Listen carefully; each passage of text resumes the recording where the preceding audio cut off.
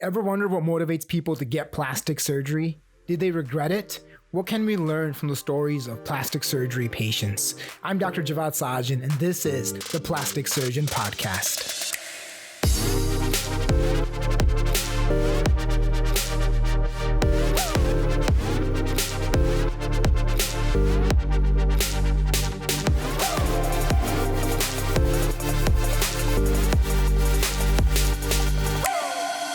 Welcome to the Plastic Surgeon Podcast, where we listen to real plastic surgery stories of triumph and pain from real patients and providers to further understand the motivations of why they would risk their life under the knife. I'm Dr. Javad Sajan, and this is episode number 2. My guest today is Victoria Castañeda Vargas. She is such an amazing patient. I've had the privilege to serve her with surgery. Victoria, how's it going? It's fabulous. How are you? Good. Thank you so much for being with me today. I'm so excited to chat with you. I'm so excited to share your story. And what I'm really excited about today is to share with all of our amazing fans your experience so they can learn something and take something away from us today. Yes. So Victoria is my amazing patient. She actually had surgery done outside the country.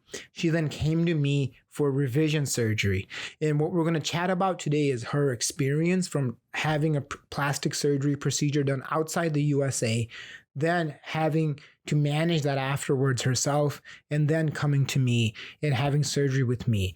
We're going to start with that. So Victoria, tell me about your journey. What country did you have surgery in? Okay. So long story, but I'll make it as short as Take possible. Well, okay. Well, it all started. So I had lipo first when I was in my 20s in Peru. And it was fabulous. Are you from Peru, Victoria? I am from Peru. Okay. Trial food is amazing. And tamales are awesome. But I love my results the first time around. It was a great surgeon. My cousin did all the research. It's great. Again, I was in my 20s. Then I had a baby. And Victoria, when you had that liposuction done in your 20s, did the doctor tell you what kind of lipo was done? I know it was a long time ago. Do you remember what kind? Was it laser? Was it ultrasound? Was it traditional suction liposuction? Okay, so first things first. It wasn't that long ago. I am not that old. This doesn't just happen, baby. It's worked. My cousin did the research for me, which meant she visited with them and everything. And then when I went in for my consultation, it was nothing like our consultation where you took the time to talk to me about exactly what you were going to do. It was kind of, bless his heart, my surgeon was kind of like, what do you want? I'm like, well, I think I want to be flatter here. And he's like, okay, that's it. And then tomorrow, draw some blood. And the day after, you are done your surgery. And I was like, sure, let's do that. So no, there was not that much conversation about what kind of lipo was going to be or anything like that. And when you had that surgery done, did they do like a preoperative appointment like you did with us where you meet with the nurse, they go through your instructions, consents, procedures to tell you about the recovery? No. It was kind of all in one. And that was the lipo. That was not even the tummy tuck. That was the first thing that I did. Yeah. How was that recovery? Do you remember? The recovery was easy. Again, I was in my 20s. I'm 35 now. I know.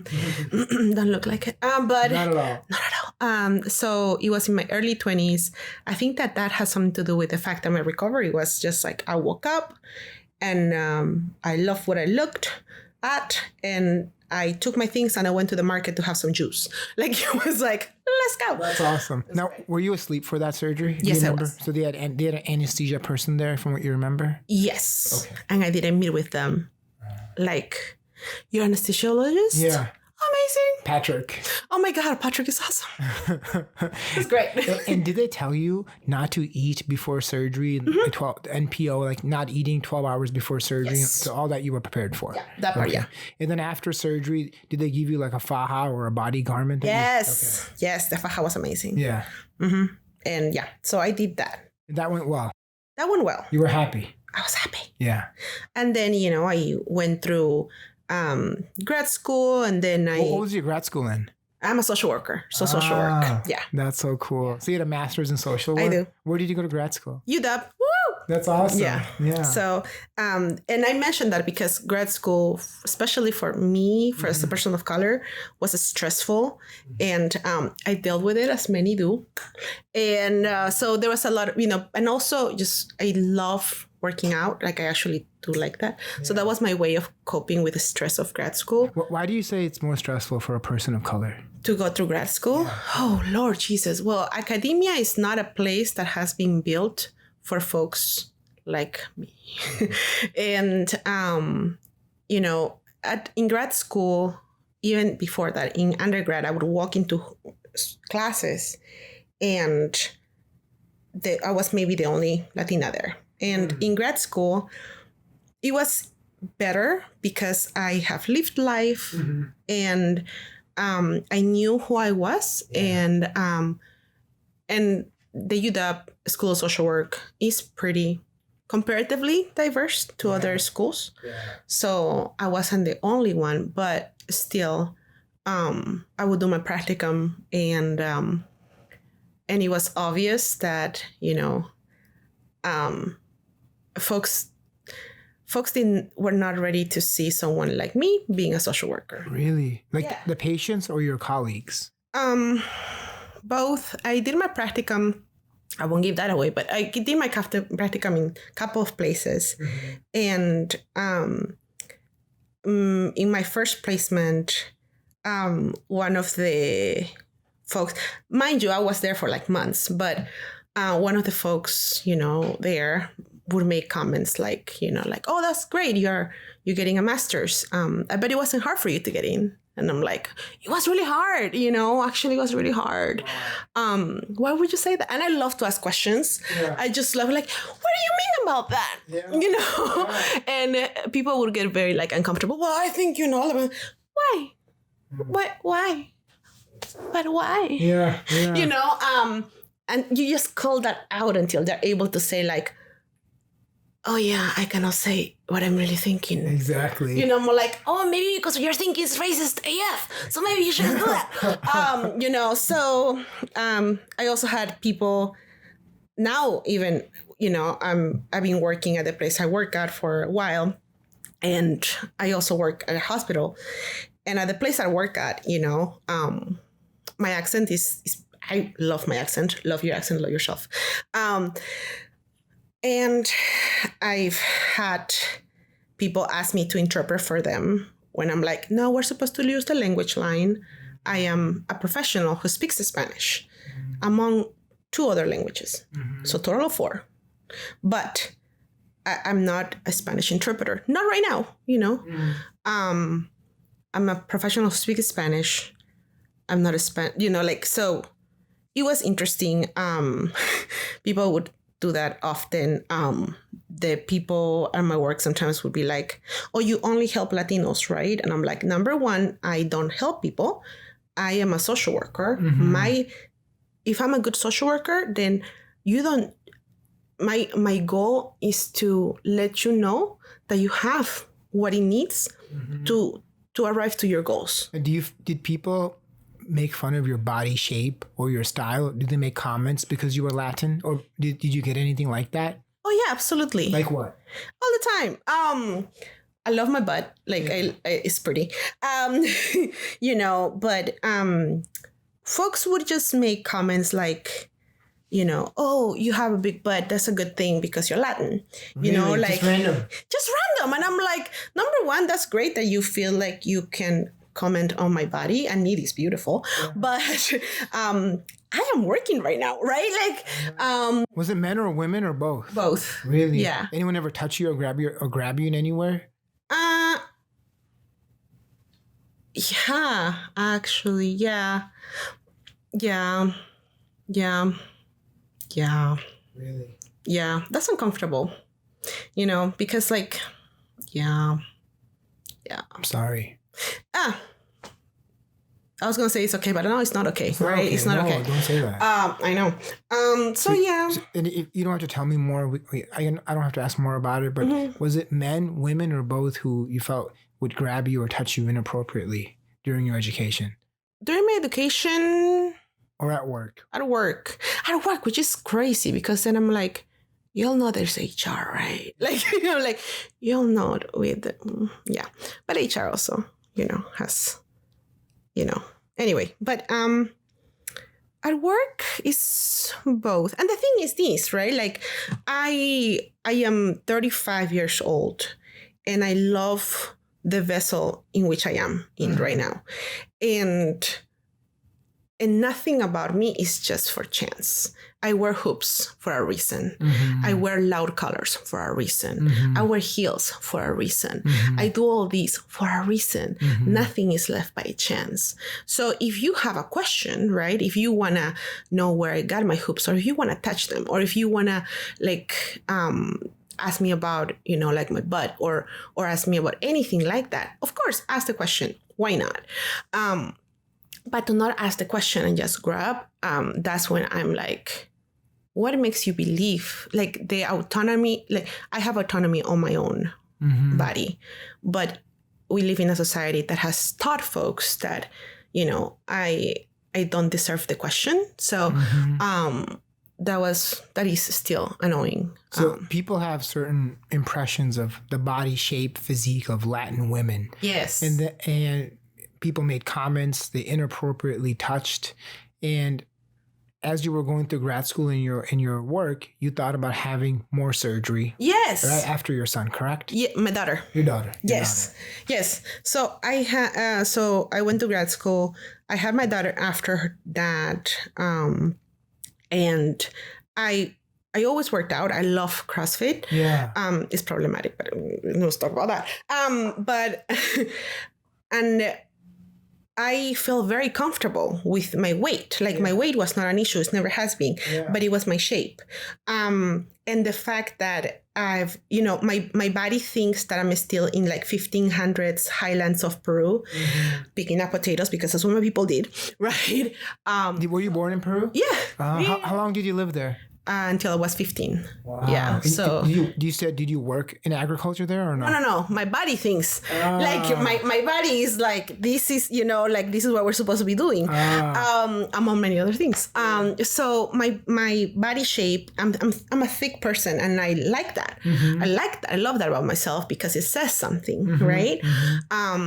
So, but what I didn't like was like when I was doing cleans or when I was doing certain movements, my lower belly had extra skin. After pregnancy? After pregnancy, even before pregnancy. Was it more after? Oh my God, yes. A lot of people don't know this, but when women have pregnancy, they get many things that happen that aren't correctable by diet and exercise. Yes. The one thing is you get separation of your abdominal muscles, your rectus abdominal muscles, or the muscles that make that six-pack.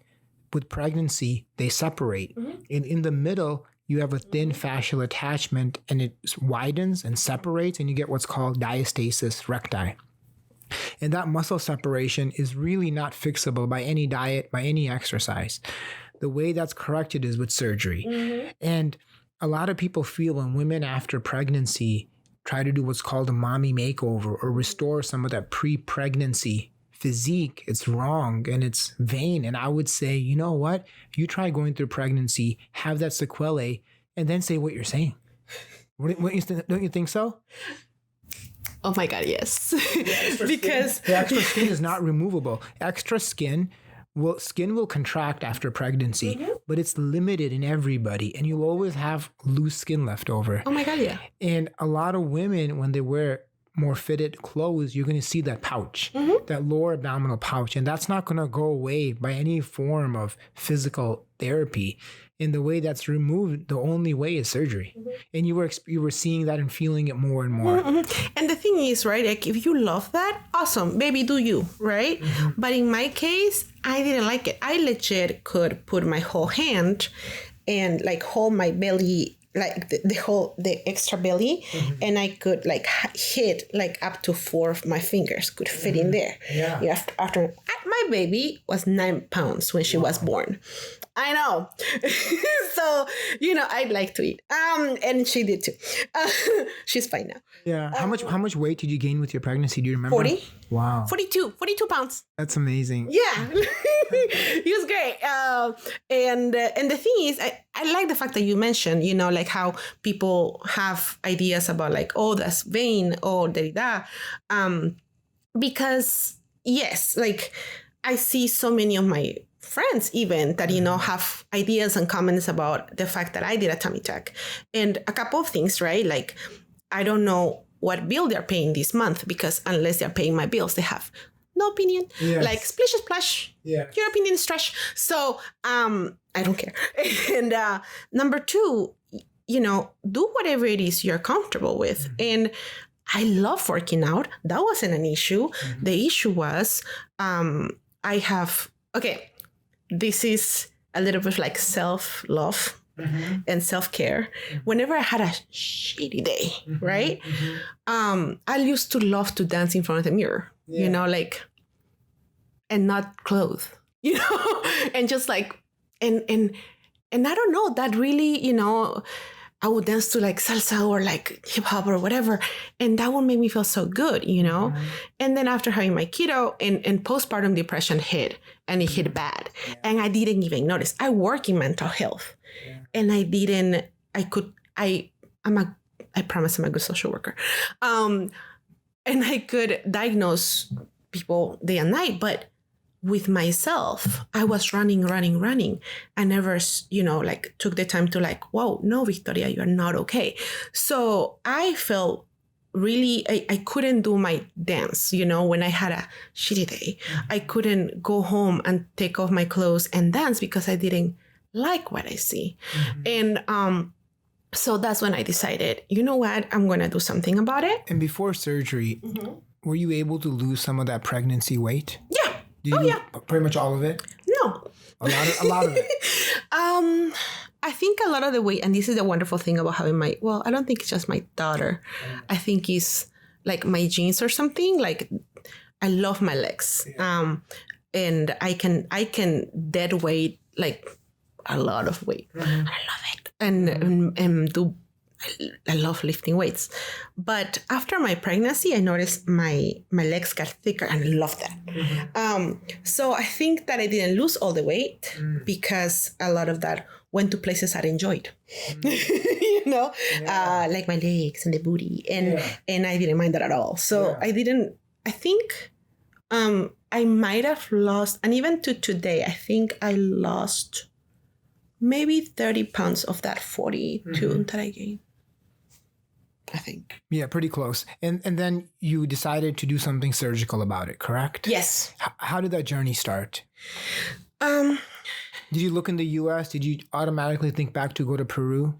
The U.S. was not even an option. Why? Cost. Yeah. And, I have all my family back home. So I decided I'm just going to go back home to the stem surgeon because it was such a great experience the first time. And How many years after your first surgery was that? So I was in my early 10 years later. Okay. I did do research on one more doctor. And the way I did it, because the way it works back home is if you tell them that you're coming from the US or any other country, suddenly the cost will, increase. So I talked to my cousin back home and my friends back home and told them, hey, go ahead and make an appointment for me and kind of explain to them what's going on, blah, blah, blah. And they were fine with that. So I just showed up and I had to work in my accent. I unfortunately, right, like I now have been in the US longer than I have been back home. Yeah. So in my Spanish, from time to time, I'll drop the, oh, and people will be like, oh, you're from somewhere else, Yeah. So I'm like, don't say, oh, don't say, oh, don't say, oh. So yeah, that's how, and I went to that other surgeon and it was also very rushed and I didn't like that. And I said, I'm just going to go with these others. So you had similar consultations with both. Yeah. It's so funny. It's the same thing in my culture. So yeah, I grew up in East Africa. Ethnically, I'm Indian. Whenever I go back, India or Africa, when they hear my accent, all the prices go up for anything, any market, anything. Yeah. And I don't know why people do that. It's so funny. It's like sometimes your own people go after you the most. Well, I think that is also because they know that, our ability to pay also has increased, right? And I've also seen like in markets, right? And in markets, I don't even try. I just go like, how much is this? Exactly. $50? I'll give you 60, because I know also, my people are working so hard to like make this sweater. Mm-hmm. And I know that, I come to the US and I'll sell it for 150 or people will, but like the time and energy and love that they have put into making these. And then I also see other tourists who take advantage of the whole culture of like, okay, 20, 10, 5, so I don't even try. I'm like, how much do you want for this? I'll pay you more. Like, because I know that like people, the way they go about, doing their products, they put so much love into it. That's true. So, yeah, it's very different thought of mind, Yeah. Much more group versus individualistic, what we have here. Oh my God, yeah. And so you had the consultation. It felt a rush, but you had a good experience. So you thought, why not? Exactly. Okay, so how many days before surgery did you meet the doctor? I was about, oh God, there's a whole thing about that too. Yeah, tell us. I met the doctor maybe 5 days before surgery. He had openings in 5 days for surgery? Yeah. Okay. Should have been a red flag, right? But no. So 5 days before. And the thing that was interesting, and again, this should have been, this was Jesus talking to me. And I was like, nah, it's okay. After the rush consultation, doctor says, the typical, you have to take your blood count that we did here too. And the blood count comes back and they say it's too low. And instead of being like, okay, maybe this is not the time, I was asked to do an infusion, iron or something. Okay. I don't even know what that was. No, it was, Okay. And I did that. So typically when we do liposuction, tummy tuck, or high volume surgeries, we need the hemoglobin to be at a certain level. Yes. Now, if a patient has a low hemoglobin, if you give iron, whether you give it by mouth or IV, it takes several weeks for that blood level to get up because the bone marrow makes the red blood cells. The bone marrow doesn't make it overnight. So when you have a low hemoglobin, you have two options for surgery. Option one, you delay about 4 to 6 weeks, have the patient eat iron so the hemoglobin goes up. Or option two, you do a less surgery. You remove less fat, you remove less skin, because when you remove less, you impact the hemoglobin. So the hemoglobin level is an indicator on how much can I remove. If someone has a high good hemoglobin, like I require for my surgery, I can remove a lot of fat, because when that fat comes out, blood comes with that fat. Mm-hmm. So if your hemoglobin is low, your options are delay or do very conservative, do less surgery, leave extra skin, leave fat behind, because you don't jeopardize the patient waking up from anesthesia. Does that make sense? Yes. So even if they gave you iron, it wasn't blood they gave you, right? No. Okay. If they gave you blood, that's a different story. But if they gave you iron, that doesn't do much. And you know what's the funny thing? Not so funny. Again, this is like a red flag, okay? I did the iron. Yeah. And then they took my blood again the next day. I know you're telling me that, of course, it would affect it, but not to the level where you need it to affect it. And hold and behold, of course, it's still low. It was the same, probably. It was the same, probably, right? Like, yeah. And they told you it was still low? Yeah. So I had another one then. Another iron infusion. Yes. So I had, I think, like 3 of those. Okay. And then at the end of the third one, they're like, oh, finally you're good. Uh-huh. So we're going to have surgery now, 2 days from now. Wow. And I figure, hey, the doctor's telling me that this is happening. I guess this is fine. Yeah. Not so fine. Yeah. So that was my pre-op. And what did he tell you, the provider? What was he going to do for your surgery? Did you guys go over what it was? As much as he could, as much as he could tell me, I guess he was busy that day. Yeah. These are all red flags, doctor. Yeah. And that's okay. It's good. You're seeing this because when you're in it, you don't see it, Victoria. You don't see it. You're just like, oh, this is how it goes. Patients, when they're in the process of having something done, they usually want it done so bad, they will overlook everything. And I've seen it a million times, even with my patients. I sometimes tell them, stop. Surgery is not the answer today. Maybe down the road. And what you did is very normal. You did nothing wrong because people are in that mindset. I want to get this done. I want to look better. I want to feel better. You know what, Victoria? When I do surgery, people often ask me, hey, doc, you're changing how I look. And I tell them, yes, but I'm doing something more. And they're like, what is that? I'm not really changing how you look. I'm doing that. But that's not the real thing that we're really doing. What we're really doing is we're changing how you feel. Mm-hmm. How you look will get there. But the real thing people come to me for is a change in how they feel. Mm-hmm. And the physical change is a part of it, absolutely. But when you really think about it, that's what makes people sometimes overlook the little things when we're going through procedures and try to get it done. You were seeing all these things, but you were just telling yourself, hey, that's what it is. That's what it is. It's going to be fine. The lipo went great. Why not? Exactly. Yeah. So did he tell you, that provider, if he's going to do just a tummy tuck, if he's going to do lipo or BBL, or the goal was we're doing tummy tuck? The goal was tummy tuck. Okay. And do you mind sharing with us how much it cost? You don't have to if you don't want to. I want to say it was maybe $3,000, something like that. Okay.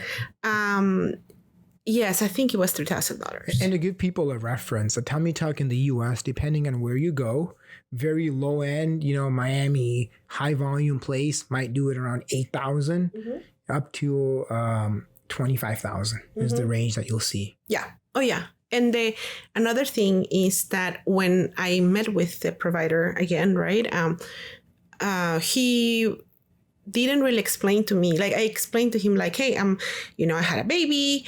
I used to work out a lot. Never have I ever had a six pack. I mean, it's there. It's just that my body is not made to have a six, and that's fine, right? Like, I'm strong. I promise you. I can lift you, maybe. I don't know.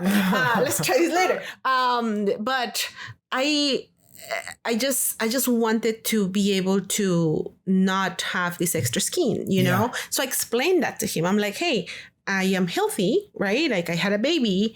I just have this extra skin. So I think it's a tummy. And this is the thing that I remember telling him. Yeah. I think it's a tummy tuck, And he said, yeah, that's what it is. So he measured me and all that. And, like the regular don't eat, blah, blah, blah.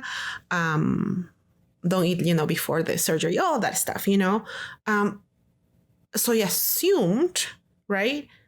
I'm telling you that this is what I want. And you're telling me that this is the procedure I should have. Awesome. When he said tummy tuck, I figured he's gonna hopefully loosen the skin so he could pull the skin and make that extra skin go away. Exactly. Like, that makes sense to me. Was there a consent you had to sign or stuff like that? Okay. All that was there. Yeah. I read it, and it just said there, like, tummy tuck, like, so yeah, it was, that part of it was, I trusted him because I had been on his table before. Yes. How did the surgery go?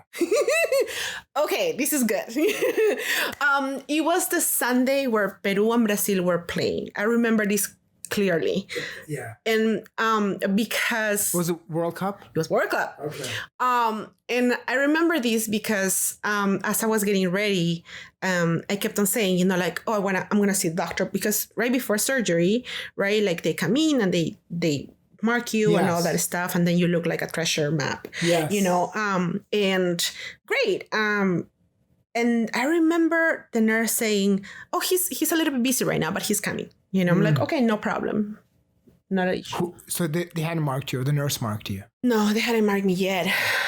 But when I got to the OR, right, the doctor came in and he said, oh, we're going to do you tummy tuck. And I'm like, oh, yay, he knows what he's doing. So he hadn't marked you until you got in the OR? Yeah, he marked me in the OR. In the OR? In the OR, yeah. And I remember Peru and Brazil were playing because he kept on saying, like, oh, have you been watching the game? And in my head, I'm like, wait, I thought you were busy. How come you were watching the game? Yeah. And I could hear the game still going because I think it was like like in mid time, you know? And then the second half I started and he's like, okay, I'll be right back. And I'm like, okay, So who were you in the OR with when he left? the nurse and the person who the anesthesia provider. Anesthesia. Okay. Yeah. But I remember clearly it was soccer game because as I was laying there, right?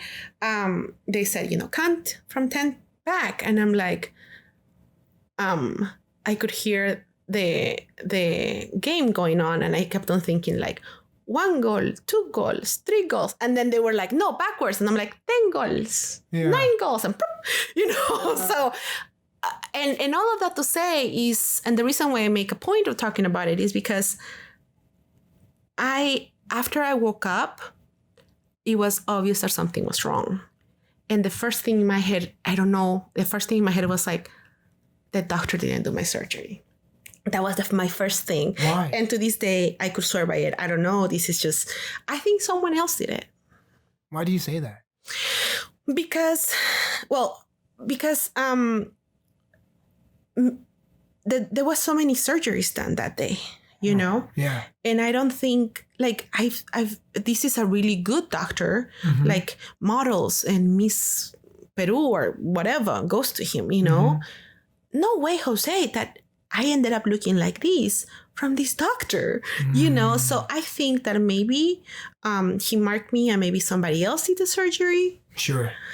Which is another reason why I chose you, because my friend who did all the research on you, kept on telling me like, this doctor, shows what he's doing. And I'm like, oh, that would be something I would have wanted. Yeah.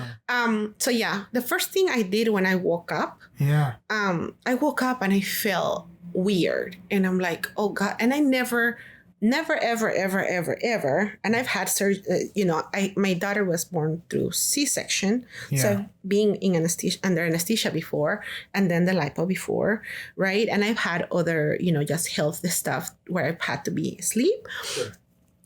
Every time I wake up from anesthesia, I'm fine. Yeah. I know a lot of people have the shakes or are nauseous. Not me. I wake up and I'm like, I woke up and I knew something was wrong immediately. And the first thought was, the doctor didn't do my surgery. Second thought was, oh my God, I'm going to throw up. And the nurse was there and there was another nurse and I'm laying there and I'm thinking, I'm going to throw up. And I'm telling her, ma'am, I'm going to throw up. And the nurse was like, no, you're fine.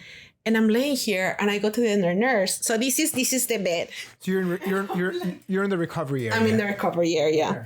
I'm waking up from surgery. Were they going to send you home or were they keeping you there? No, they were keeping me there. Okay. Yeah. And nurse number 1 is like, no, you're fine. Nurse number 2, I look at her and I'm like, I'm going to throw up. Nurse number 2 says like, you're fine. Then turns to nurse number 1 and they start talking about dinner, what they're going to eat and all that. And I'm like, I don't think you heard me because now you're talking about food and I'm about to throw up. Yeah.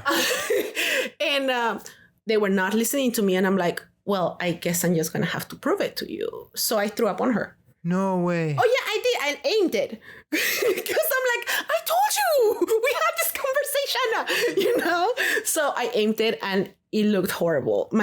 I've never seen that color come out of my mouth. It was disgusting. Was it green? It was green. It was like, but it was like. That's bio. Like, Green and black. Yes, it was disgusting. It was disgusting. Yeah. So and then she's like, oh, you threw up on me. And I'm like, I told you I was going to. She was mad at you because you threw up. Yeah. And then I told her, can you please give me something? Because I think I'm going to keep on throwing up. Her response was, I'm back home. It's not like here. You have to buy all of your stuff. And you come into the OR with all your stuff. IV fluid. Antibiotics. Everything that they're going to need, you bring with you. You bring your IV bag. Yes, everything, And this was a clinic and there were many floors and different specialties in each floor. I'm in the OR. The pharmacy is on the first floor. you could go get something for me, you know. And I asked her, like, can you please go get something for me? I am going to keep on throwing up. I feel it. And then she said to me, well, no, because you need to pay before I can get you that. Oh my God. Response was like, well, let me see if I have something in my crack. You know, like, I don't think I have any bills up there. So, yeah, no, can you front me that? Like, I'm having this conversation. Unbelievable. Like, I couldn't believe it either. It was bad. Finally, they called for my family who were waiting. And then, of course, my family rushes to get the medication. And by this time, I keep on throwing up. And I asked them, like, now, can you give me... we give a nausea patch. Yes! Did they have a patch for you? No! No. And I remember asking her, can you give me a pillow? Because I used to interpret before, you know, and I've seen people waking up from surgery and having that nauseous feeling. Yeah. And they give them a little pillow so you can press on that so it doesn't hurt so much when you throw up, right? Like, that makes sense to me. Yeah. You know, and she was like, no, I don't have any more pillows. So I remember reaching for my own pillow and trying to put it on top of me, and she's like, no, don't fight with yourself. And I'm like, I'm trying to take care of myself. You won't do it. Oh, you know, it was bad. It was bad. Finally, they got my medication. They put it in the IV. I felt a bit better. Okay. And then I went to my recovery room. So, you know, sometimes we're giving patients IV fluids and you need more than what you planned. So they wouldn't have given you more fluids if you were dehydrating, if you didn't buy it. Is that right? Yeah. Wow. Which is, again, right? Red flag number like 15. Yeah. You know? Yeah. So I went to the recovery room. And my family had paid extra to one of the nurses so she could watch extra for me. You know, just a little tip. Oh, a little tip. Yeah. Yeah. Yeah. And she came in, she helped me to the bathroom. I guess otherwise I would have had to go to the bathroom by myself. How was the room? Was it nice? The room was nice. The room was nice. Clean. The bathroom was clean. I had my own bathroom. Yeah. You know, all the good stuff. My friend came to see me and I could see it in her face that I did not look good. Yeah. It was bad. And I remember the next day, the assistant of the doctor came in to see my incision. Was it another doctor or nurse or what kind of provider? Do you remember? I think it was a nurse. Yeah, it was a nurse. Okay. And she came to see my incision, and that's the first time I saw it. To be quite honest, I was excited about the front part because I no longer saw the extra skin. Yeah. But then the scar was like a smiley face. Like you could have put like 2 little dots in my belly and it was like a smiley face. The ends were very high. The ends were very high and in the front, you know? I mean, it looked bad. And I told her, I'm like, oh, what's going on here, you know? And her answer was, oh, you're going to have a little bit of what we call doggy ears. You can just come back and get that done. Come back to Peru. Mm-hmm. And she said, get it done. I'm like, I'm sorry. This is one day after surgery. Yeah. So. Did you ask why they didn't fix that when they did the surgery? No. Yeah, I at that point I was like, I guess this is, and in my head I'm like, I guess this is what's gonna be. So a dog ear, the medical word is a standing cutaneous deformity. It happens when you leave extra skin on the side and you don't tailor all the skin. A lot of plastic surgery is tailoring, and what that means is you have to redrape what you create in a way that's smooth. And when you don't take the extra time and energy to put the ends together well, you end up with puffy ends that stick out and poke out, and they look sort of like dog ears. That's why people call them that. And if you plan appropriately, you really shouldn't have it. They usually happen when you're rushed, you're trying to get it done, get in and get out, and then you say, oh, it'll settle. They never settle. They always stay. Yeah. And she was honest about it from the beginning. Like, oh yeah, that's not gonna get it better. You're just gonna have to come back for that. You know, it's just a little bit of dog ears. You know. And after that, I went to visit my family. How long were you in the hospital? One night. Did the doctor see you after surgery at all? Yes. Okay, when did he come see you? Right before I got discharged. Okay. And I asked him again, like, how come, you know, like, this looks like a smiley face. He's not like, because, you know, I've seen. It was too high? Was that the yes, dog ears? Yes. Leftover skin? Leftover skin, the day after surgery, right? And the scar looked like a smiley face. Like, so in the front, it wasn't around, it was in the front. Yeah. Like legit, you could see a smiley face in there, you know? And the doctor was like, oh, it's going to get better and your scar is going to disappear. This is me being in Seattle for 20 plus years. I'm a dark-skinned indigenous woman. Yes. My scars are going to be a little bit darker than, you know, like it's not going to go away, you know? You know, a lot of people ask me, Victoria, why do I scar differently? So the number one factor for scarring is the person's ethnicity.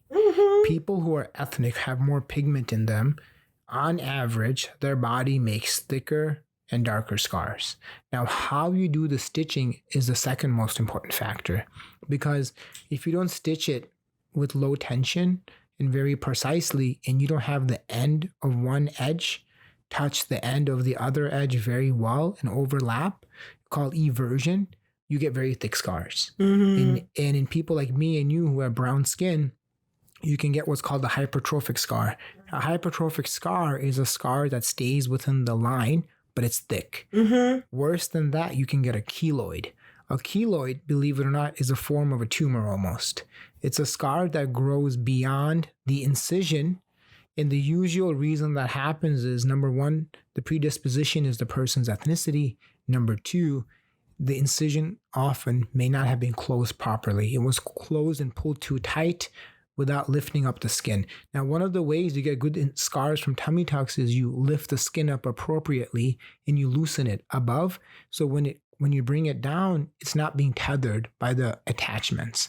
If you don't do that nicely, it doesn't work. The other factor is when you stitch skin back together, to prevent thick scars, you have to do it in layers.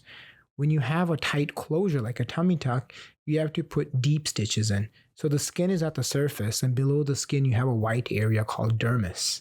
It looks white. And that area has to be put together very nicely. And if you skip out on that and you just put the top layer together, you get very ugly scars. And that's another thing that I could see was wrong from the beginning.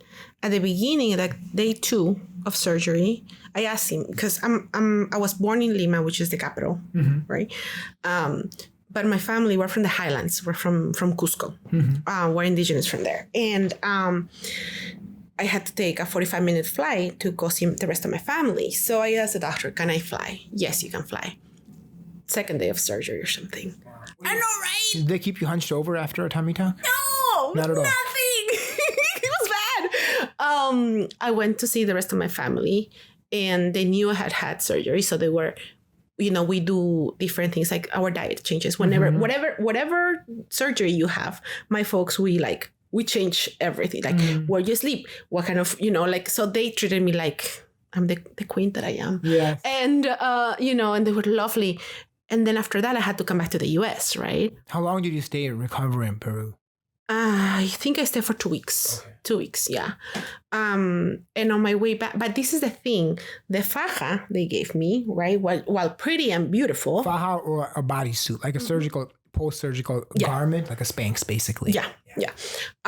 And the one that they gave me was great, but I could feel that there was some times where like something would pull, you know, from especially from my left side, like something would pull, and I was like, oh, maybe I'm just fresh off, you know, like whatever. I came to the States, kept on healing, or as much healing as I could do. And I started noticing that, and I thought the scars were just thick, but on my left side, and I don't know if I know I have pictures somewhere, but the scar on my left, and I remember that it was like super. Very wide. Yeah.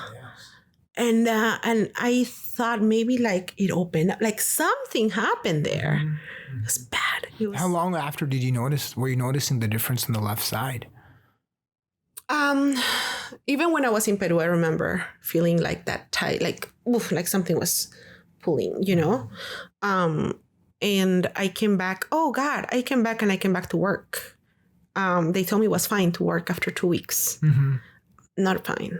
I remember driving to work and a squirrel went through the road. So I slammed on my brakes. Ooh. And I cried. So I said, no, I'll go home. So I went home because I don't cry at work. It's a thing, so I went home. Not because you can't cry. You should cry if you want to, but it's just person of color at work, especially a woman of color at work, shall not cry because then you're either angry or emotional. Long story. Anyway, so my recovery was bad and long. And I remember at the beginning, right, because you're with this faja, I liked the way I looked with a faja, right? But when you took it out, when I could take it out, my upper belly was kind of swollen. And I thought, oh, it'll go down, right? That never went down. And it was very tight in the bottom, so that happened for a while. I thought, that's fine. It'll get better, a lot of things changed from my surgery till the time I chose to go with you. And some of those things was my mental health got way better because a lot of things I finally said something needs to change. And I started seeing someone, like mental health wise. And I started with antidepressants. And in my community, we don't talk about these. You can't talk about that. No, even mine. If people think they'll ask you, what's wrong with you? Why are you telling your problems to somebody else? Yeah. Fix it yourself. Yeah. And the thing is, I work with teenagers. I'm a social worker in a high school. And I tell my babies all the time, it's not because you're weird. It's not because you're, weak or anything like that. It's just, in our communities, right? Like, what do you do when you're having a problem back home? Oh, I go to my vecina or, to my neighbor or talk it out. Go to my grandma and talk it out. Or I go to my cousin and talk it out. We sometimes as immigrants here don't have that network. So guess what? In the US, sometimes we call it counseling, So I started doing that and I started with my antidepressants. I think that really kind of I started seeing things differently and I decided wow, this is not just messing with my body. This is really messing with my self-esteem. And because I didn't like the way I looked, it was painful. I would wear jeans, pants, whatever. And where it hit the scar, it was painful. It was a year later. And it was painful. Now, did you reach out to the doctor in Peru during all of this, conveying your issues? No. Why not? Because number one, I would have to then say, I live in the US. That's why I cannot go see you. So he didn't know you live in the US. No. No. And number two, I'm still upset, because I in my practice, I'm not perfect. I know I mess up, and when I messed up with my babies, I tell them hey, I'm sorry. I said this and I shouldn't have. Hey, I'm sorry. I assumed this and I shouldn't have. Hey, I'm sorry, and that willingness to be vulnerable has allowed me to grow and has allowed me for my babies to believe when I tell them something is true, right? I couldn't agree with you more, even in what I do. Yes. Every time I do a procedure, I learn something and I get better every single time. And a lot of providers, they can't do that. They can only do things the way they've been trained. And that's one thing I really try to focus on. The way I do surgery now, after years of experience, is completely different than when I started. And the main reason for that is, I think when you're in an art, in a procedure that's a science or a combination, which is what I think surgery is, you have to constantly keep evolving. And the ones who evolve, like you in your profession, are the ones that succeed and keep doing well. The ones that keep doing the same thing over and over again, expecting a different result, they're the people who just aren't around 5-10 years from now. I mean, we can see it now, right? Just because something has been done previously doesn't make it right. Exactly. You're so right. So, yeah. So then you were having pain. You didn't want to talk to the doctor again. Now, I'm just curious. Do you think one of the reasons you didn't want to talk to the doctor is because did you feel embarrassed, or do you feel it was Tell me more about that. Well, how did you feel embarrassed?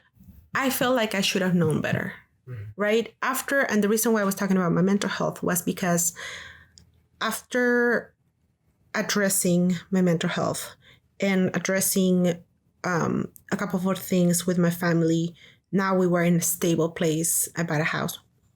And, awesome. So we congrats Thank you. And my partner is super supportive.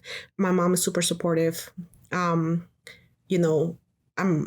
mom lives with me because that's the way it is, know, and she helps me with my daughter. Things are falling into place, everything like that.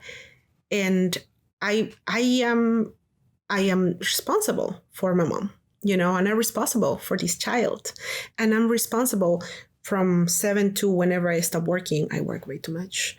Just I love my babies. My babies are like, but whenever I'm on, right, I'm responsible for these folks. And I don't make decisions lightly. If I'm going to call CPS, it's not because I just thought about it, I wait, and I'm a mandated reporter, for example, right? So I need to wait, what's the, all of these things. I make decisions with all of the information provided to me, and then I make decisions. And this is in my personal life, in my professional life, with my friends, everywhere. How could I have done this to myself? It was a lot of shame. And a lot of folks, right, like in my community, in Latin community,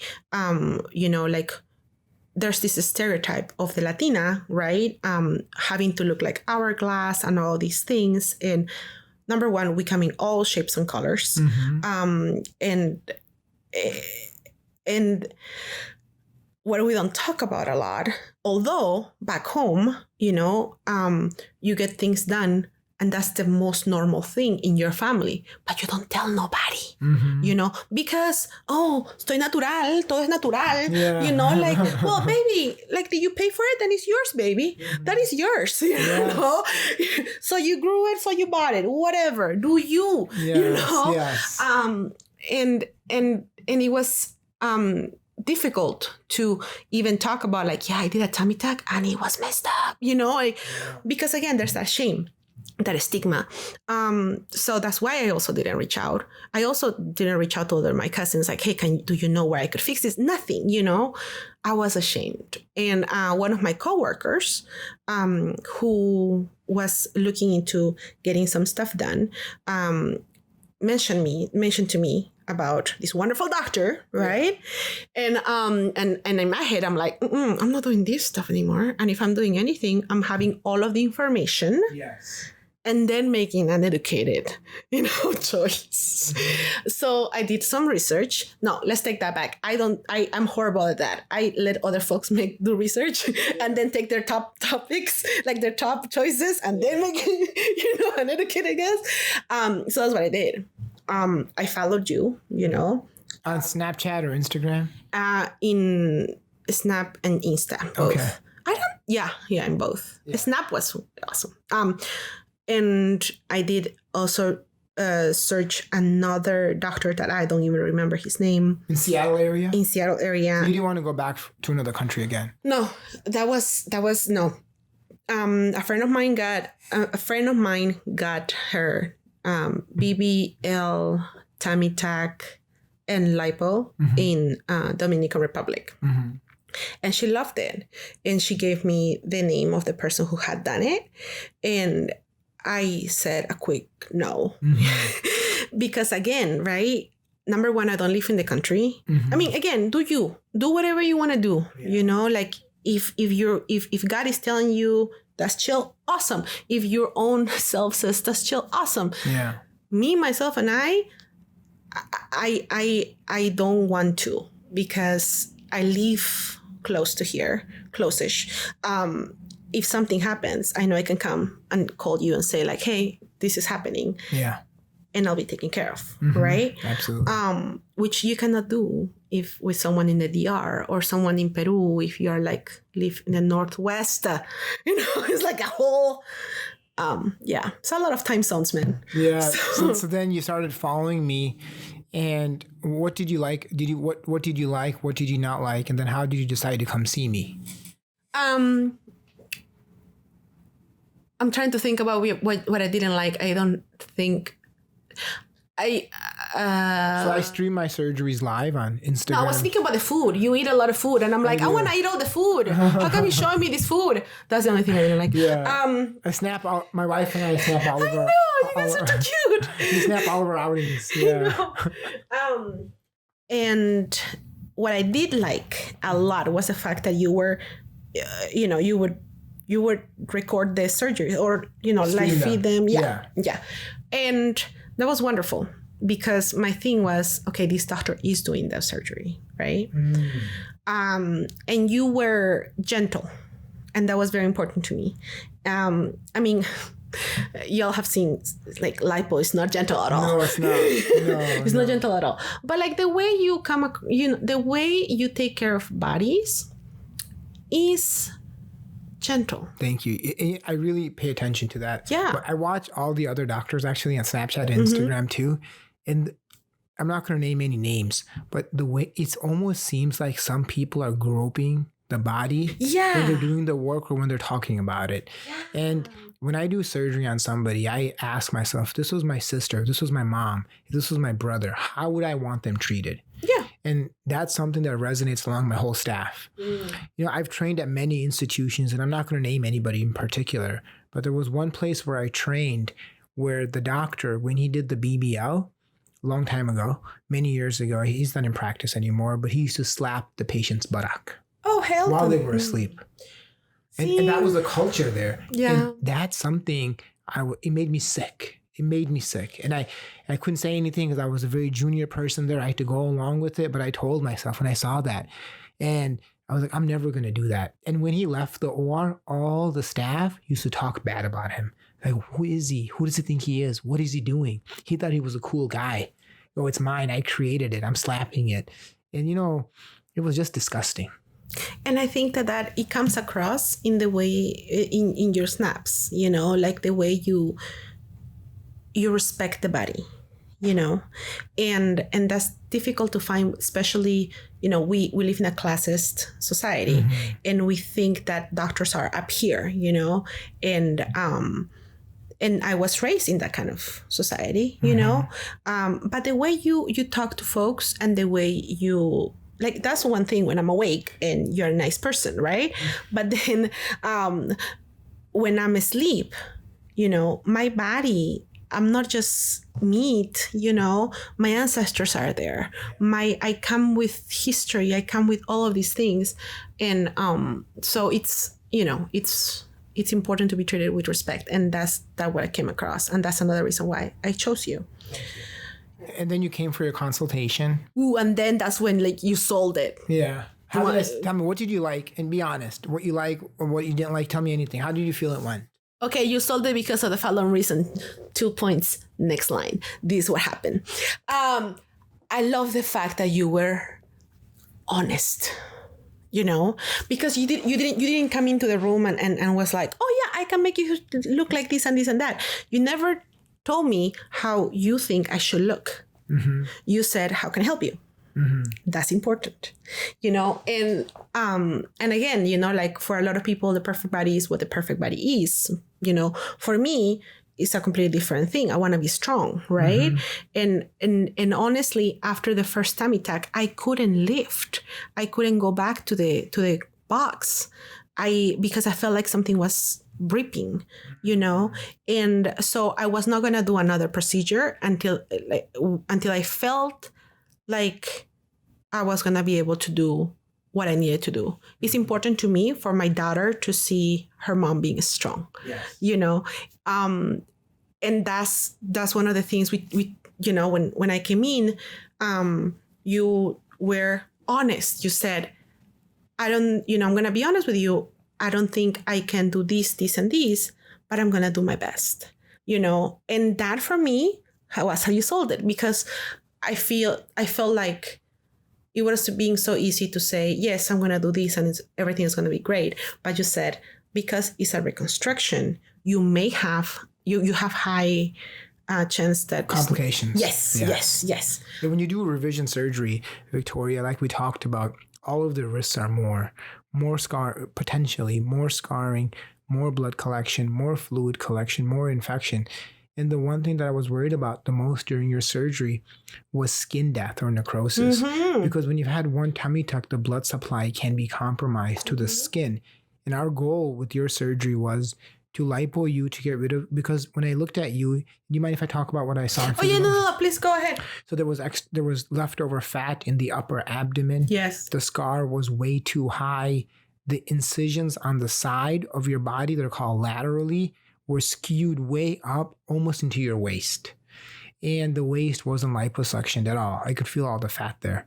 So what my concern was, how low can I get it while letting it heal? Oftentimes people will say, hey, just make it really tight. I want to make it as tight as I can, but the bigger problem is you have to heal. And when you make it too tight, it rips open and you get skin death and necrosis. So, and that's what I conveyed to you. Yep. You know, I wanted you to know, I met you, you were an amazing woman, you have this fantastic life. The last thing I wanted to do was to give you a problem, right? And we talked about that, you felt comfortable, and then you had surgery. Yeah. How did you feel about surgery day and after? Oh, it was great. I saw you before, so I did your markings, right? Oh yeah, we talked a couple of times. Like, it wasn't just like a one and done. We talked often after I decided to go with you. Yeah. And then after that, we met for the day of the operation, and I had my family on hold and everything. They were like ready to pick me up and all that stuff. Yeah. And I have people back home praying for me. Yeah, it's important. And then I remember the day of the operation, you did my markings. We talked again about like what was going to happen, exactly what was going to happen. And when I woke up, I don't remember anything. Honestly, I don't remember anything. My family says. Were you guys nauseous? Nope. Okay. There's many. Was I? I don't know. No. I wasn't? No. Okay. I will take your record. You didn't vomit. Okay, there you go. Did I not like aim at nobody? No. Okay, good.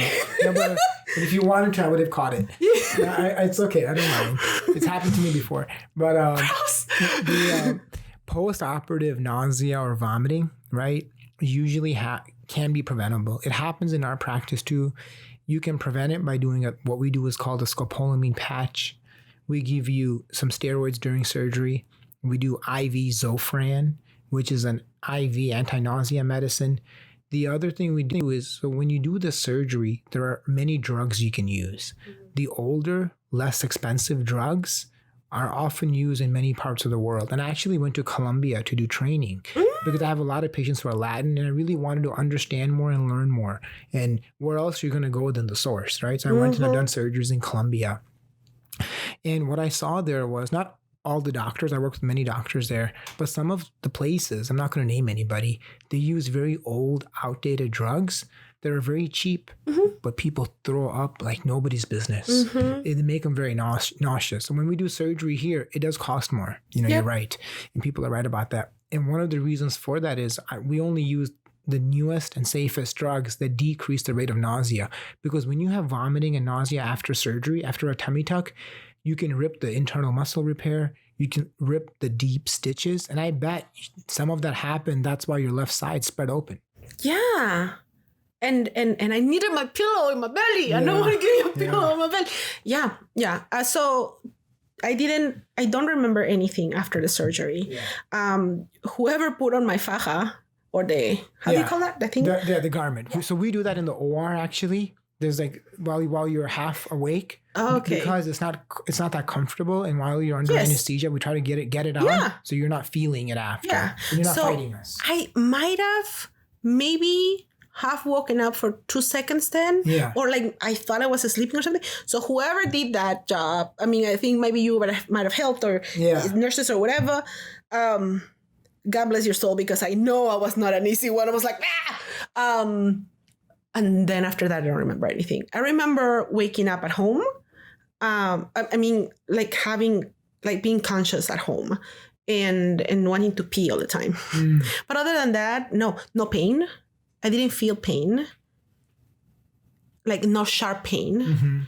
Y'all gave me these, or asked me to buy these certain Arnica Montana. God, that is awesome. because it helps with the swell. Woo! That helped a lot. And this time around, I treated myself like the queen I am. I did not leave my room. You know, again, I have community here. My friends came over. They gave me the food that that I should be eating. My mom lives with me, so she took care of the baby. My partner, took care of the annoying me the whole time because I'm like, I want this, I want that. So that was, it was wonderful. And if I compare the two experiences, I mean, Jesus, I feel like this second time, or like the revision tummy tuck, maybe like 5 days into it, I was still, like hunched over. Yeah. And you were hunched over because when you do a revision, there's a lot of old scar that you cut away. And when you cut away old scar, the skin springs back up. Yeah. So the hole actually gets 2 to 3 times bigger. So when I closed your incision, I had to flex the operating room table. You know how you lay flat? Yes. So I had to put your back up and your legs up to stitch it because there was so much scar I had to remove and work around. And that's why you were hunched over after surgery. Yeah. And so when I woke up, there was no pain. I don't remember feeling pain because I was, but like 5 days later, I remember like, Jesus, yeah. Like I felt like, oh, why? Why did I do this? Why? I live in a townhome, right? Yeah. My room is in the second floor. I thought it would be a good idea. Oh, and this was for Christmas because my operation was the 19th of December. So it was Christmas, and I thought it would be a good idea to go downstairs. And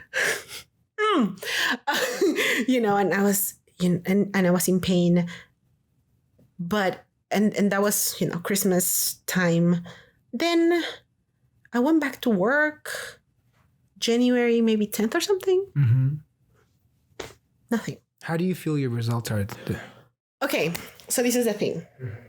I remember the first tummy tuck and dreading to put on pants because of the pain, right? Especially on the left side. After this tummy tuck, nothing.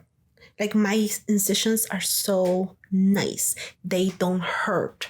And that's, I think, I am now able to pick up my daughter. My daughter's 38 pounds. That's a big girl, and I lift her up and I do squats with her, That's awesome. She likes that too. A little bit too much after like 12 squats, like it's a lot, and I don't have pain. I don't feel like I'm ripping apart. And I like for my daughter to see, a lot of folks are going to say, and I'm just going to get ahead of the whole comments of like, well, if you love yourself so much, don't you think your daughter is going to be thinking that you don't love yourself because you had to pay somebody to be like, well, number one, what bill of mine are you paying this month? Splish splash, your opinion is trash. Number two, I want my daughter and I want anybody to do whatever you want. It's your body. Yeah.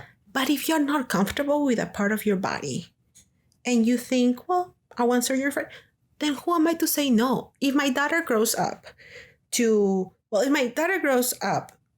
to say, Mom, I want this done, right? Number one, I'd be like, great, how are you going to pay for it? And number two would be like, well, I think the first question would be, are you doing this for you? Number one, you, right? People who do surgery for others, they're never happy. Yes. I saw a woman in clinic last week. She comes in for a consultation for a mommy makeover. And I always I get in people's head to understand why they want what they want. And after a 20-minute talk, she tells me, okay, doc, I'm really doing this because my husband, I found out 2 weeks ago, has a sex addiction. I went through his phone, his computer, and he's been going out on dates on all these sexting or sex websites. And he's been putting up ads and going out with prostitutes. I'm doing this now so I can look better for him. And I asked her, you think if you fix this, he's going to be happy? don't you think he's just going to find something else? And I'm not saying she needed to be fixed. You know, I didn't use that word, but she had a lot of deflation in her breasts after her breastfeeding and pregnancy. And I know that happens. And she didn't have to do anything, but she said he kept picking on her breasts. And that was the compromise it seemed to me that they had made. And it just struck me. And I had a long talk with her. And I told her, I can't let you book surgery. I want you to take a month and think about it and really understand what you're doing. Because if we do this, we're not doing it for you. We're doing it for somebody else who's just going to find something else. And I believe this. Once a cheater, always a cheater. Yeah. What do you think? I think that honestly, like in that case, for example, right? Like there may be many reasons why she's staying in the relationship, whatever. Yeah, you know, you kids. do you. Yeah, I'm not saying that's a reason, but there's a lot to it. I hear all the time people being like, I stayed because of the children. And I'm like, you don't think the kids know that? Number one. And you don't think that's going to mess them up feeling guilty that you're staying? You're like, they're going to grow up to be like 20 something and be like, my mom only stayed with my dad or my dad stayed with my mom just because of me. And great, you're not setting them up for success emotionally anyway. But yeah, no, I think that whatever you do, you have to do it for yourself. I have a lot of friends who, you know, my breast also, you know, I breastfed and I happen to like the way they look. But and they're not like, you know, but I have friends who want them done because, you know, like, oh, so-and-so likes them, this shape, size, whatever, you know, and I'm like, that's great. What do you want? Exactly. You know, because in that case, I mean, like, another thing, right? I mean, addiction is a disease. If you want to work in the relationship, great. But baby, there's nothing you need to do. He needs to work on shit. You know? Addiction is a disease, but it's not an excuse. No. It's not an excuse. Just like, no. So, no, I think that it's so important to, you know, if you have the means to do something for yourself that if for a fraction of a second, you just think, and so would like it. Okay, baby, then you're not doing it for you. Yeah.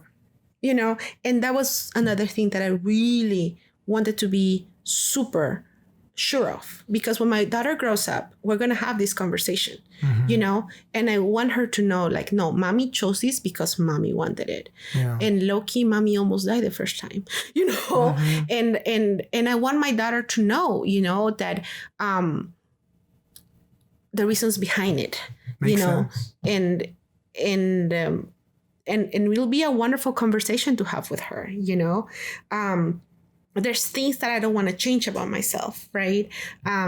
Because they say something about where I'm from and who I am and things like that. A lot of folks like different things, like, you know, your legs to be really skinny or something.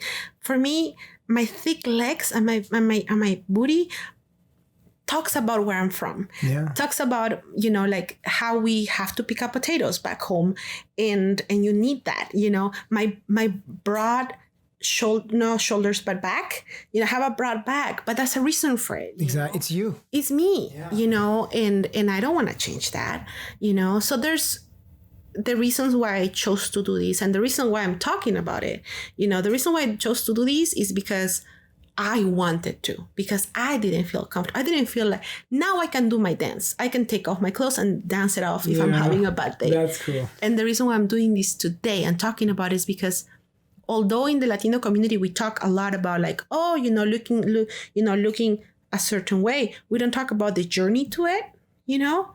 And so what? Again, if you were born with it, if you bought it, baby, it's yours. Good for you. It's such an amazing journey you've had, and I think you're going to make such an impact on so many people, Victoria. If you could tell other women who are thinking about this 2 things that you've learned from your journey, 2 of the most important things. Yes, I'm all thinking. Tell me what those 2 things are. Number one, I think it would be do your research. God, do your research. And when you do your research and you decide for somebody, ask all the questions. If you feel like you cannot ask a question, then that's not the right doctor for you. You know?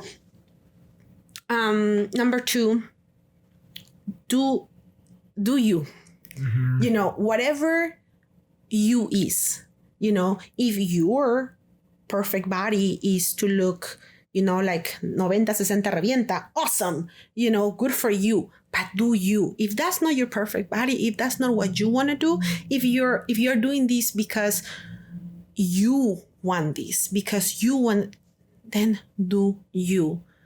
People can have whatever opinions they want until they offer to pay your mortgage. Don't worry about it. And even then, yeah, I think that's what I would say. Do your research and really do you. I agree 100%. Your intentions have to be in the right spot. And those are the people that are the happiest after surgery. I'm happy. I'm so happy. You really impacted me in how I think about people and how I try to really be there for them. Surgery is not just treating a physical ailment. You are doing that, but it's also being there for the person to support them through the journey. And I think your words are going to support a lot of people through that. So thank you so much for being our guest today, Victoria. I've learned a lot from your experience, and I hope your ordeal teaches our listeners how and what to expect as they start their journey in plastic surgery. I appreciate you, your story, your time, and I'm honored to have you as my good patient and friend. You really are. It's always a pleasure when you come to clinic. Everybody knows you by first name, and they're always excited to see you, and so am I, even for the tamales you bring. Yes!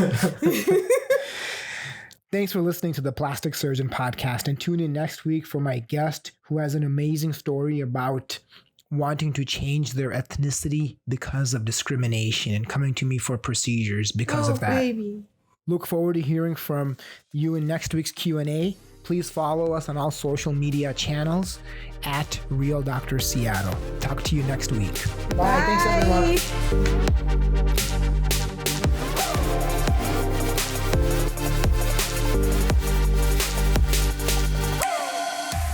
Bam, what?